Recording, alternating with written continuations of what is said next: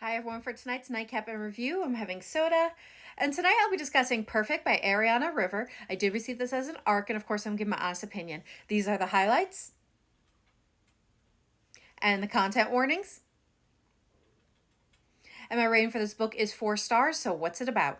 So this book is about Alex, who after enduring years of abuse in her marriage, ends up running in the middle of the night to get to safety and escape her cop husband. She ends up in a quiet town on the coast of Oregon and decides to settle there for a fresh start. In starting over, she meets Theo, a charming, handsome man who piques her interest. Little does she know, Theo is fresh from prison and after meeting her in his attorney's office has been stalking her for weeks because he has decided in his mind that they have a connection and she belongs to him. She just doesn't know it yet, but it's only a matter of time because he knows that they belong together. And when Theo decides to make the relationship official, he ends up trapping her, all for a connection that she had no idea existed between them and now can't escape. But as Theo is confronted with the reality and not the delusion he has built up in his head about the relationship, he sinks deeper into a depression that has Alex plotting how she can outmaneuver him, as she is desperate to escape him and whatever plans he has in store for her.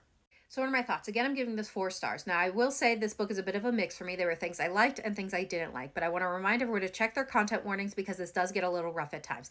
Now, I've read a few stalker romances. It's a genre and trope I very much enjoy, and I will say this book felt different than a lot of the ones I've read. And that's because this is about Theo, our male main character, who is clearly mentally unwell and is stuck in his own delusions, and from there has formed his own perceptions about a woman he has had very little contact with and now thinks they have this magical connection.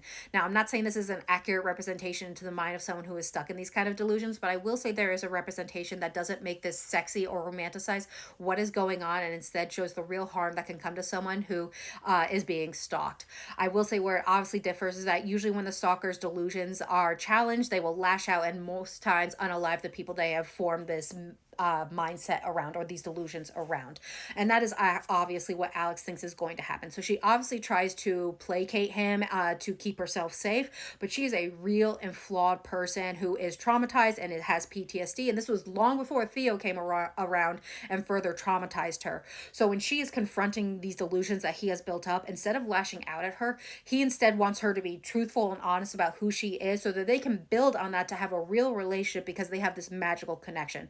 Now, that is obviously not real life at all, but I am saying that is a very interesting take on a book.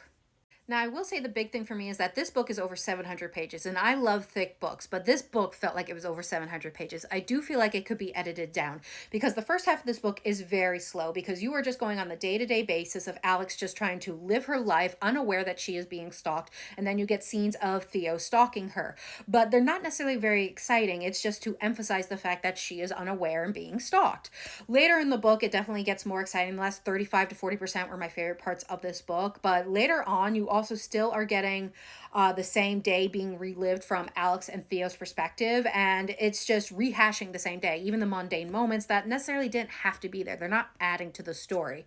Overall, this was a very interesting read. It definitely gave me a lot of complex feelings about a genre I very much enjoy, as well as the characters in this book were very complex because one moment you're liking them, but then you remember the situation they're in. You remember these are fucked up people who respond in fucked up ways, and you're like, oh, I don't like you. But then again, you're fucked up, and this is a fucked up situation. So it makes sense.